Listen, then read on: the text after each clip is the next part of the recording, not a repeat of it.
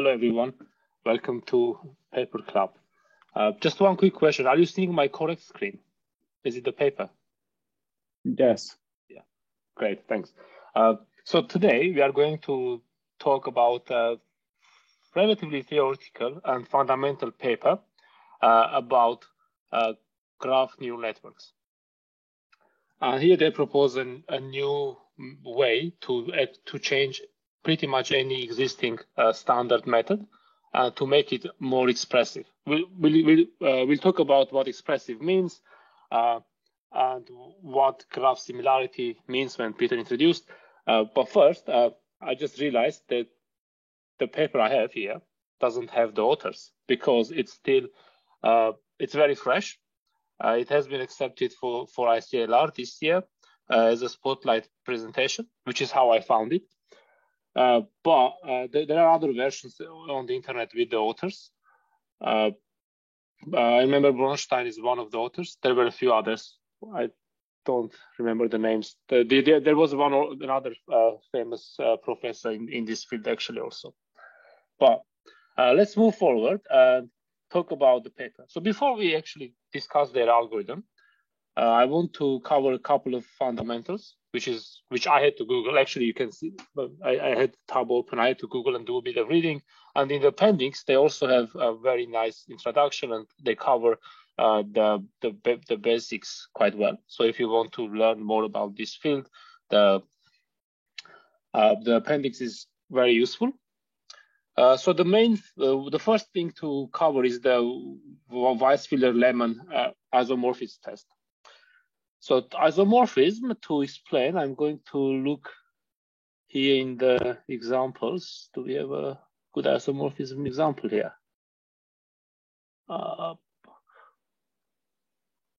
No, I don't see it here, but maybe we can have in this other graph. Oh yeah, maybe here.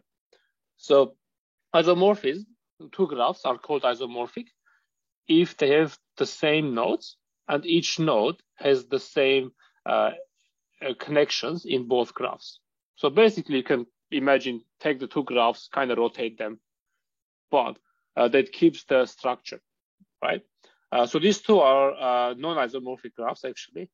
Isomorphic would be maybe this, but they are the same, except they have different labels, right? But they are the same graph, really. That's what isomorphic means. It's really hard to test them. Actually, I was reading about the complexity of testing graph isomorphism. It's a funny problem because initially, well, first, we don't know if the problem is NP-complete or not. We also don't know we don't know how complex it is in general. So the one thing we know that is unless NP equals P, the problem is in between NP-complete and polynomial. It's like it's a weird space. We don't know anything really, but it's a very important problem because being able to detect if two graphs are isomorphic or not comes around very regularly.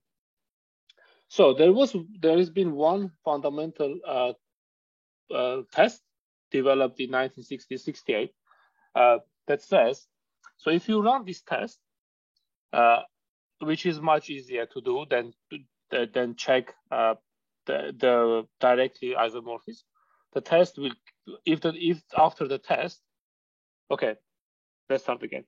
This the Weisfiller-Lehmann test generates hashes for each graph, and the result is that if those two hashes are different, then the graphs are not isomorphic.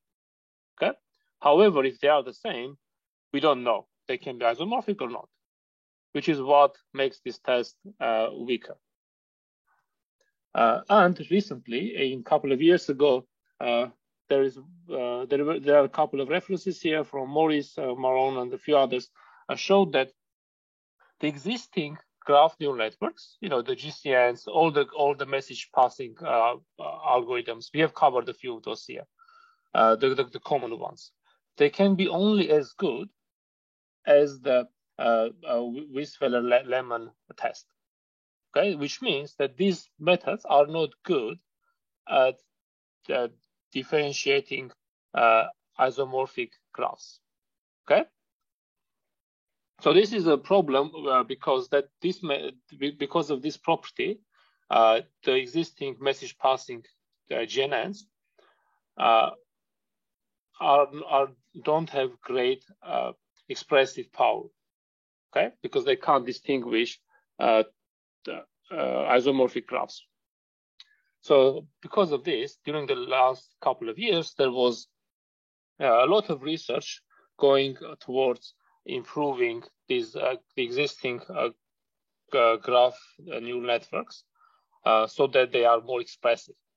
Okay, and this paper is the most recent work in this direction.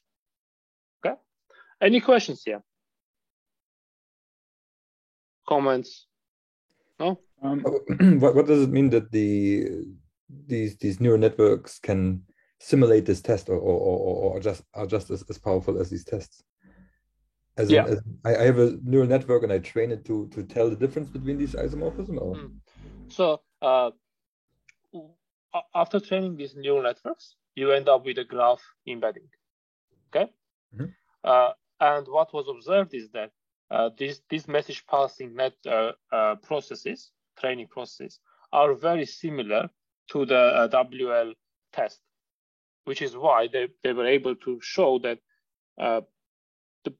the process is so similar that you can make the same claim also about the embeddings generated by training GNNs.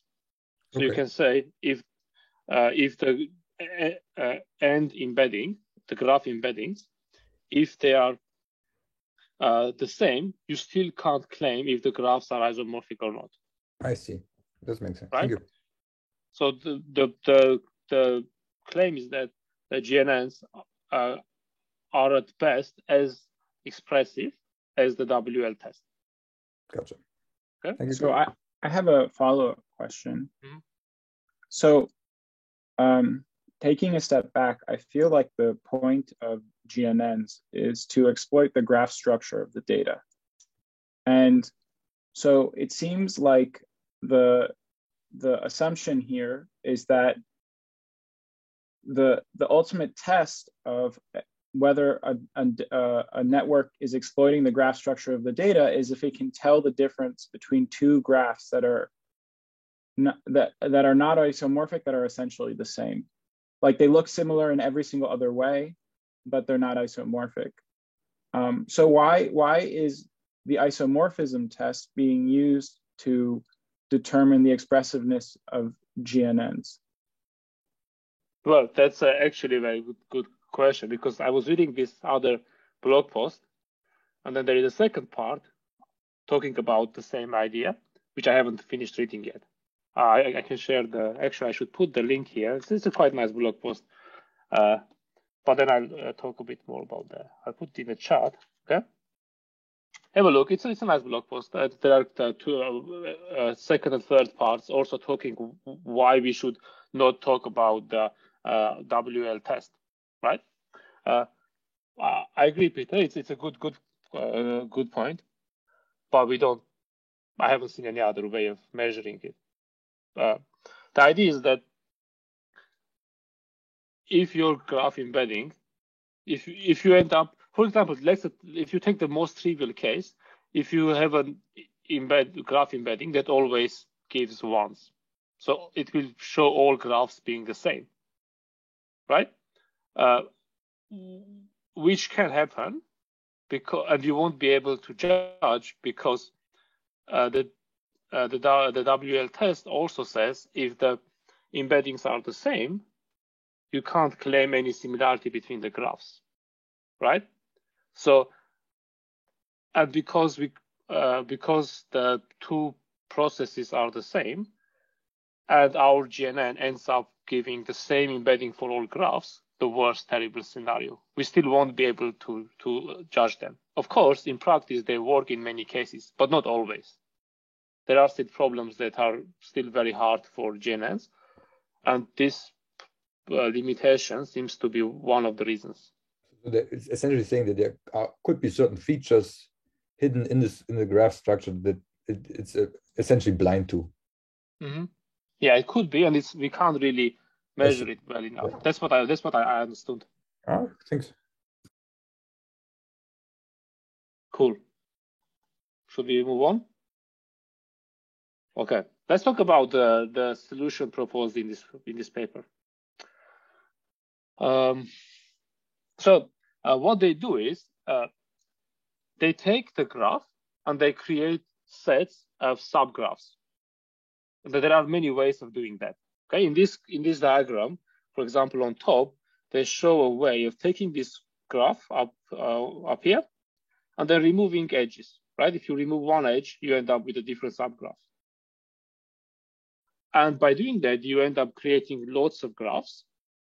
And then you train your models on those graphs. I'll talk a bit more about the architecture, but the first step is creating these subgraphs. Okay, they talk about 3 different ways of creating subgraphs. One is, well, remove edges. Second is remove a node. And then you end up with a smaller graph, right? And the third one is, for each node, take the node and its neighborhood. Okay, they call it ego. And how big the neighborhood is depends on your particular setting. You can tune that. So you will end up with lots of different subgraphs, right? For example, if you do this ego, well, I'm talking about ego a bit more because that seems to be the best approach from the experiments. So if you take, for example, ego for the blue node here, with one hop, you would end up only with this little graph, right? Only one neighborhood. They also have this ego plus thing when they add a special feature for the central node. So they also want to add features here. That's important because when you create the subgraphs, you also create feature matrices for each subgraph. Okay. Let me scroll down. There was another diagram here. We can talk maybe about that here. Right? So when you create subgraphs, for example, this is, let's say it's a graph. You end up with 3 subgraphs, removing each of the edges. And for each one of them, you create an adjacency matrix. And this is the adjacency matrix, and you also create the feature matrices for each of them. The key is that in the adjacency matrices and in the feature matrices, you preserve the orders correctly. Okay, so the dimensions remain the same, the orders remain the same, because we will do aggregation operations on these matrices, summation or max, and we have to make sure that every index is preserved correctly. Okay, cool. Back here. Any comments here? Okay. And then they also, in this coloring schema, they also explain the WL test. I don't want to go into details how the test operates, but the idea is that you start with some coloring. If you have initial coloring, good. If you don't, you apply the same color everywhere on both graphs. Okay, and then you change, and then you update the colors until either. With each update, you create a hash for your graph, and then you keep iterating on this on the colorings until either the 2 hashes are the same, or the process terminates, converges, so you can't update anymore. And then when it converges and the hashes are different, then you can claim that the graphs are not isomorphic. But if the hashes are the same, as we said before, we don't know anything. Okay, so here they also describe the process, and the coloring is given here on the process to explain that. Okay, and oh yeah, well, I guess we can also say that the process of the coloring is similar to the message passing frameworks for GNNs, because you also pass the colors across the neighbors. Okay, any comments here?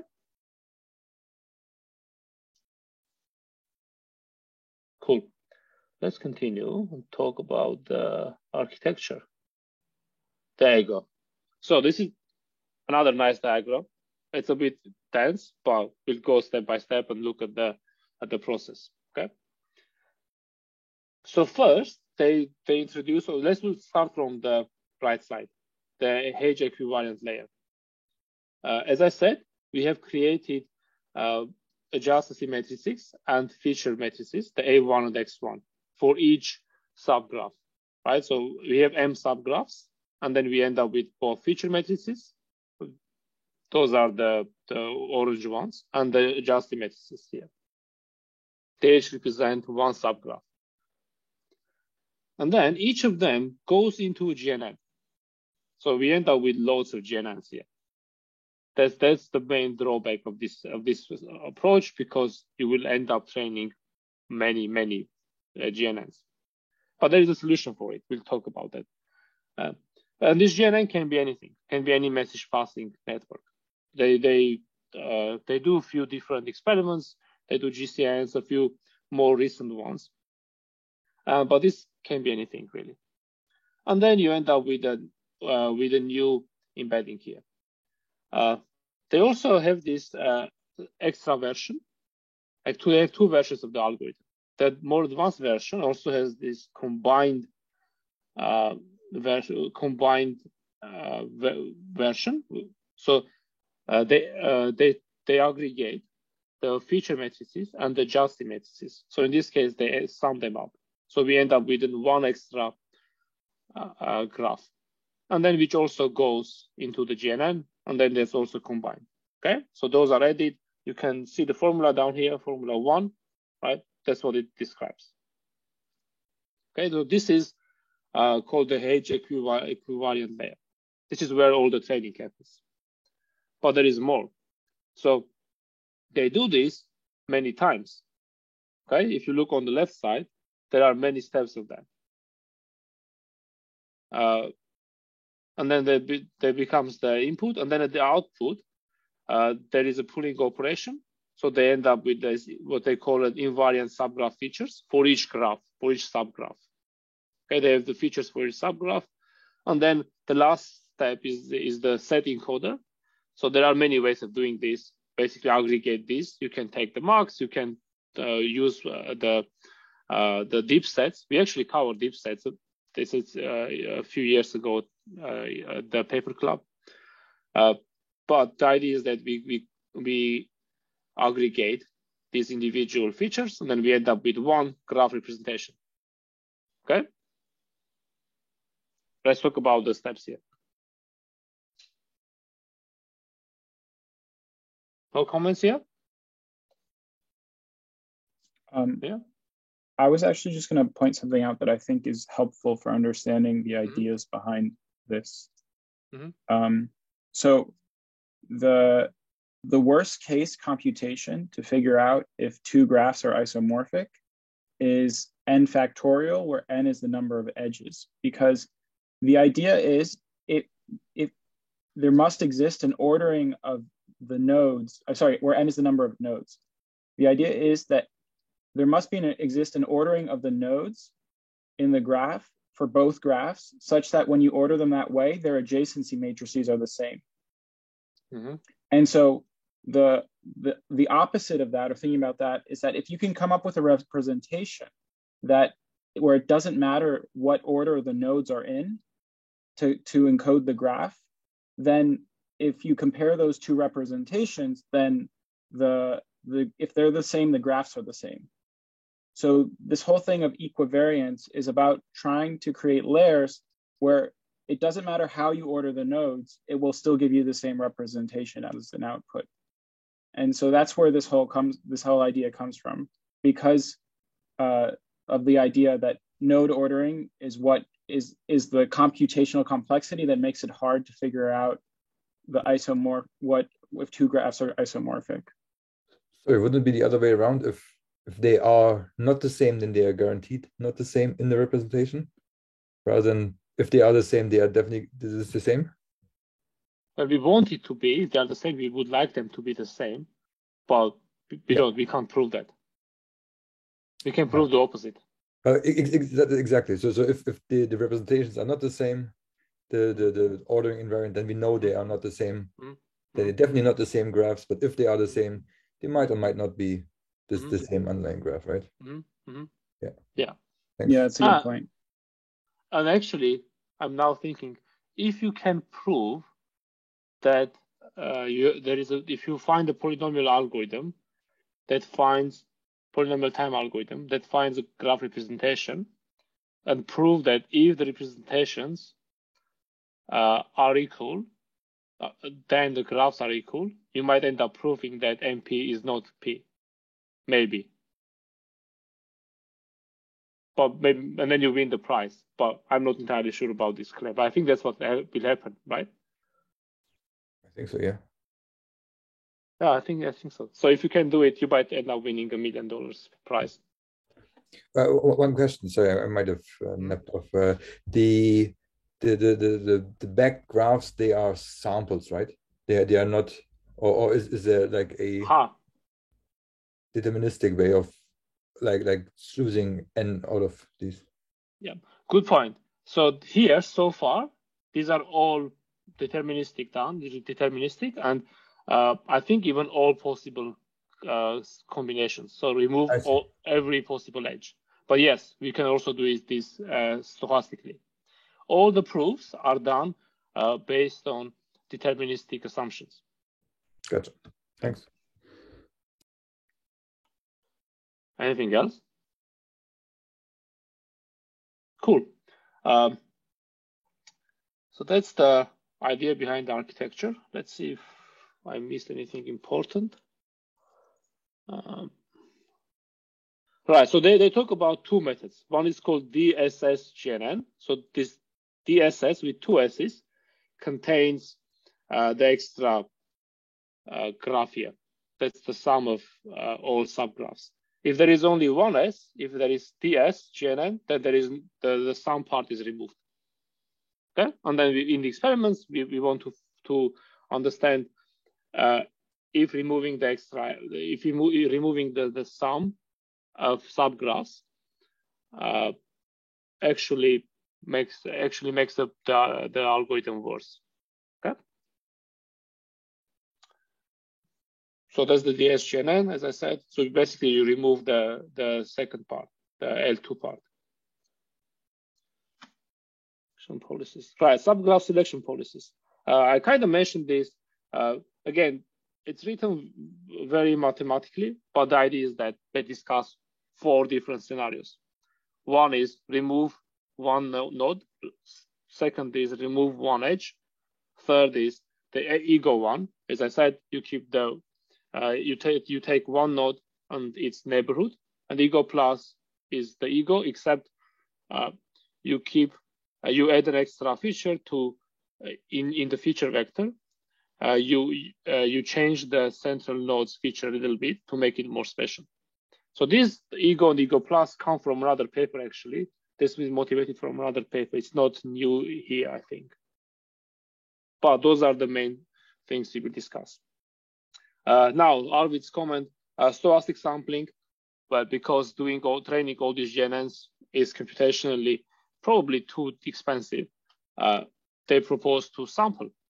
Right? Instead of doing all combinations, do subsample, and they cover various settings. The smallest one is only 5%, which is actually pretty small compared relatively.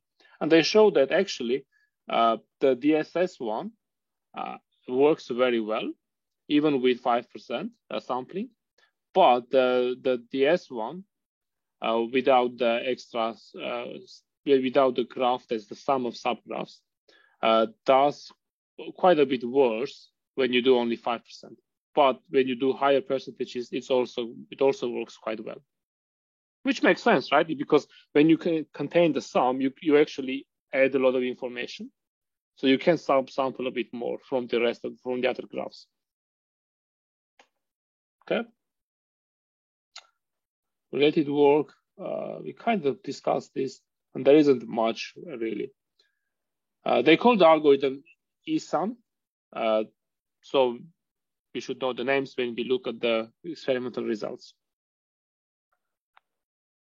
Theory. There are a couple of theorems here. Obviously, we are not going through the proofs, which are in the appendix, but there are a couple of interesting results here. So let's look at the, well, first, let's look at the process. And first here they talk how the ESAN algorithm is, how they create the WL test analog for the ESAN algorithm. Okay, because before we prove that the algorithm generates embeddings that are good, better, better represent the graph than the original GNNs, we will need to create a test for it, which is a very similar test to the WL original test. Okay, so the inputs to the test are the two graphs. Okay, and these tests are again called DSSWL and DSWL. The inputs are the two graphs and the subgraphing policy. This pi is the policy for creating subgraphs. Okay, and then there is this refinement process, which is the coloring. Coloring means you add a unique layer to each node. So there is this hashing function, which is actually in our case our neural network that creates the embedding at the end. And the inputs are these four values. Let's cover those four values. First, this is the previous coloring, right? You refine it iteratively, so you look at the current coloring, create the next coloring.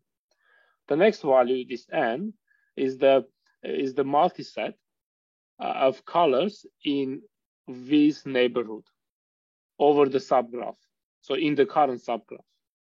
Okay, so you have to take the colors of the node's neighborhood.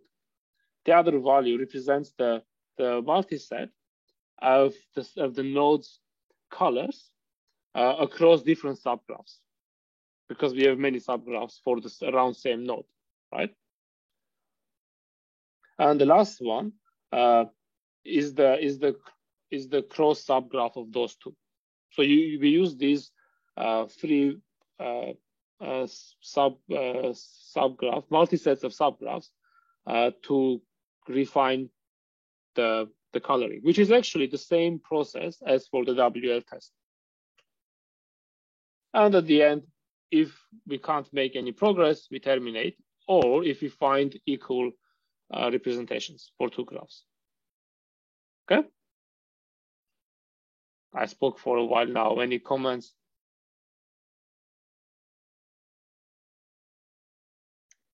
Okay. I mean, there was a question in the chat. Maybe we can. Yeah. What is a cross subgraph? So we have multiple subgraphs, right? For each graph, we create subgraphs, and so we have V's original neighborhood, and we have its neighborhood in the subgraphs, and then that's what they mean by.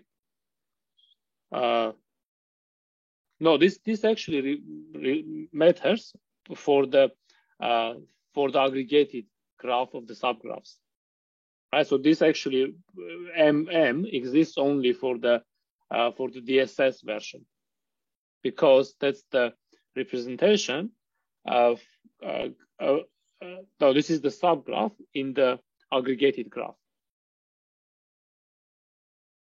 Right, so if this wouldn't exist if you look only at the DS version. Okay, yeah, Peter. I was thinking for their method, they have this computational heuristic, this heuristic to improve computational complexity, which is subsampling the set of subgraphs that they choose. And I was wondering, because later even here, I think, or somewhere later in the experiments, they talk about how one of the things that is required for one of the proofs is that the set of subgraphs contains all the edges in the graph. I think that's so you can only recover the full this makes sense, the full adjacency of the graph from the set of subgraph adjacency matrices if you have all of the edges in the graph. In the set of subgraphs. In the set of subgraphs. Mm-hmm. So why not create a deterministic method which just makes sure that you have all of the subgraphs, your subgraphs have all of the edges in the graph? I was just thinking, like, maybe I wonder why they didn't go down that route. Maybe it was just like, maybe empirically they found it didn't work, so they didn't mention it, or they didn't think it. Maybe it's the next paper. Yeah. Or because that would be another policy, right? Because here they talk they have policies. Actually, I haven't looked at in the proofs, but maybe you can have the same proofs, but only not assuming that you have all subgraphs, but only those that cover the edges, maybe, right? Or maybe it's hard to do the proofs. Maybe that's why they didn't do it. Yeah, probably something along those lines. But they don't incorporate this heuristic in any of their proofs. So yeah, you know what we should do? We should attend the presentation at ICLR and ask questions. Yeah. Right. But yeah, that's a good point. I don't know. Maybe it's hard. Maybe it's the next paper. Cool. Now the theorems. So the theorems basically say that the Ihsan algorithm is not worse. No, it's strictly better than the underlying GNNs. And there are some more details. Let's go through the theorem claims and understand the details. Okay. So first, the first theorem, the DSS is strictly more powerful than WL. So this WL is a test, and there are actually versions of this. So there is the 1WL, and then there are KWL. So the K is when they create hierarchy. So instead of doing one test, there is a hierarchy of tests, and there is a proof that after the third hierarchy, the test is strictly better than the previous one. So the deeper the hierarchy, so 10 WL is more expressive than 9 WL. There are classes of problems that the deeper hierarchy covers. So that's why we talk about 1 WL. This is the basic version. Okay. And this theorem says that the DSS, both of them, are strictly more powerful, which means that there exists a policy such that is strictly more powerful. And the policies would be the ego policies. Those we know are enough for the theorem, because sometimes you can say they exist, but it's hard to find. So I thought about this, and in the theorems, as far as I can tell, they actually find these policies. Okay.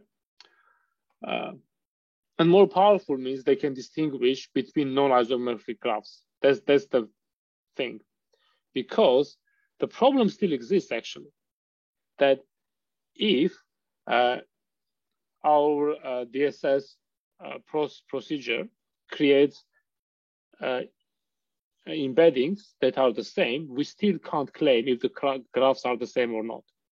However, there are more types of graphs for which DSS WL will create different embeddings than the underlying GNN. So there are graph structures for which the underlying GNNs would create incorrectly create equal embeddings, but the DSS versions will not. Okay, that's what this theorem is saying. That's why they are saying strictly more powerful, because there exist cases when it is actually better, and it's never worse. Okay. Questions here? Okay. Also, this CSL is a type of graph that's known to be problematic for isomorphic settings. It's called, so basically it means it's CSS means, let me find the circular skip link. It's a special artificially made graph that is a problem when it comes to distinguishing between two such graphs. Okay, n is the number of nodes, k is the degree of each node. Right, so if you make sure that all nodes have the same degree, then it's a bit of a problem because they are not isometric, but you can't really tell. And what they are saying is that there is a case. So if you have only degree 2, that the DSS policy with node removal, ego and ego plus, can distinguish the CSL with K2 from the other ones. Okay, so that's one case when it's proven to be better. Cool. The other theorem is also interesting. So let's actually read the sentence and then digest it, because it took me a few iterations to actually get what exactly it is saying. So the DSS, both with 1S and 2S, are at least as powerful as DSS WN, both of them. Okay, so at least as powerful as DSS.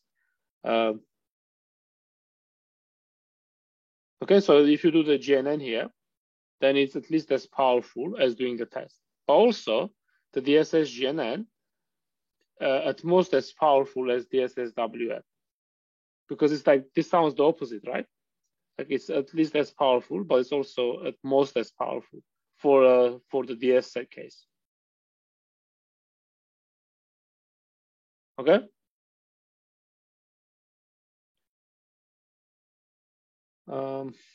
Maybe we can go. The corollary is important, I think. This stands for message passing neural networks. So DSS GNN is strictly more powerful than message passing neural networks. This is the main result, really. This is what we wanted to get. Okay, and it can be proven. And by saying strictly more powerful means that for all graphs, when the underlying MPNN distinguishes between non-isomorphic graphs, DSGNN will also do.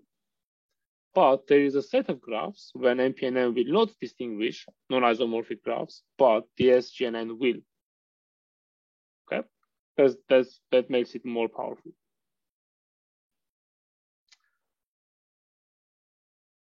Cool. Any comments here? I think we are almost at the end, just a little bit more, and then we can look at the experimental results, which say our method is so much better. So that will be a bit faster. Now, a bit of theory here that DSS is actually more powerful than DS, because there are cases when the DSS GNNs are strongly better, more expressive than DS GNN.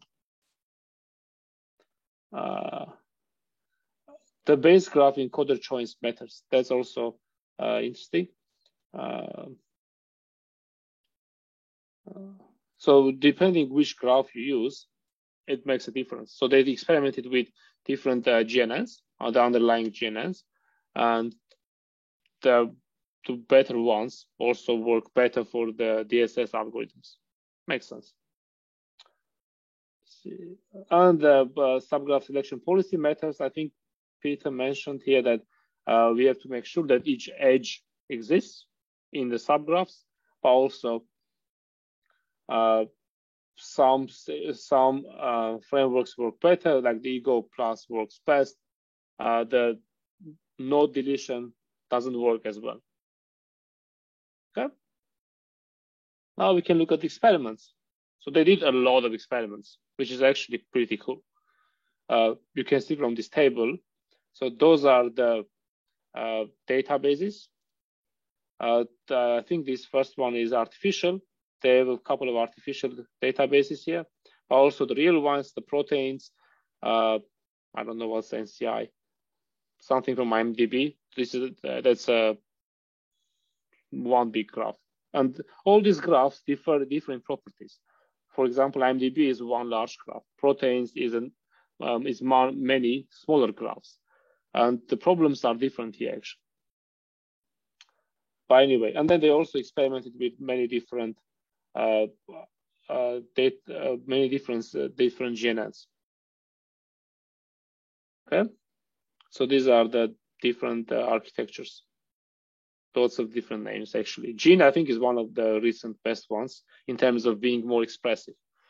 The conclusion is that two things: the DSS versions are more expressive than any other algorithm designed to be expressive. Okay, so they actually created very expressive methods. The second observation is it performs better on most or almost all benchmarks than the respective underlying GNN. Okay, so they also improve the benchmarks on most cases. Okay, so that's a twofold improvement in performance. But they don't have like best performance on a lot of the data sets. They just are in top 3. Yes, so, not everything. Yes. And even when they are better, it's by a small margin. Yeah, the uncertainties tend to be quite large as well, right? So. Yeah. True. But that's a bit of a side effect because the goal was not to beat the benchmarks. Right? The goal was to do well on difficult data sets, on ones where expressiveness is important. Yeah, but I would argue that if they don't perform better than other methods that are designed with the same idea in mind, that like this is a good theoretical contribution and this is a good contribution, but it's not like it's not going to become the de facto method for dealing with expressive data sets where you require expressiveness, because there are other methods that do better in some of their experiments. Do they? Yeah, like all of the top ones. So they say above that like red I think is first, blue, purple is second, and black is third, or something like that. And so on all of the first like set of methods are methods that are built to be more expressive. And so you can see that like for 1, 2, 3, 4, 5 of the data sets, the best performing model isn't their model. Yeah, that's a good point. Yeah. So where they are best here? Well, this one best. And the others, they would be within the error bounds of their methods that essentially is undecidable whether they would be better or worse. Yeah, pretty large error bounds. Yeah. Interesting. Yeah, that's fair. So good thing is we won't have to implement this anytime soon. But maybe there will be updated versions with implementations. So do you know whether, in terms of resource requirements, whether there's a big difference between, because you mentioned the subsampling of the graphs, which adds numerical space and resource complexity? I didn't look in the appendix, but I didn't see any time reports, training time reports here. It would be interesting to compare that then to the other methods, whether it's similar efficiency or whether it's really just eking out a little bit more. I don't know. There was a sentence. Yeah, they say that their method takes 2 to 3 times longer, but if you it's over here. Yeah, exactly. But they say the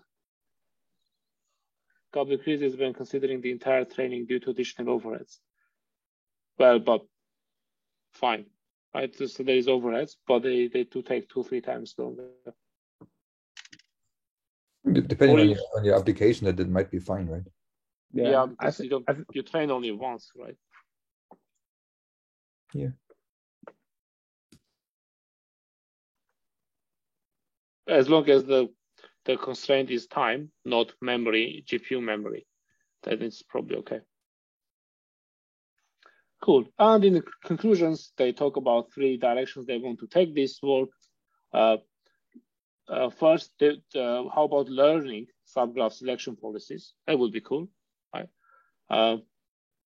And then they also talk about, well, theory for stochastic versions, because there is no theory for stochastic versions. And can higher order structures on subgraphs be leveraged for better expressive power? Higher order structures on subgraphs.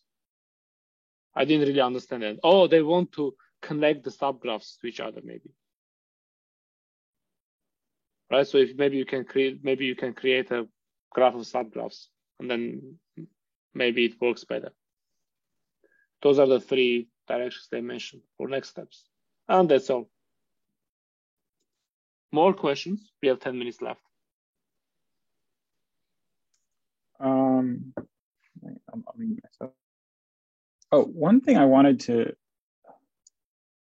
bring up as like what I like the reason why I brought up this whole thing about isomorphisms is because there are these really tricky cases where two graphs are hard to distinguish between each other.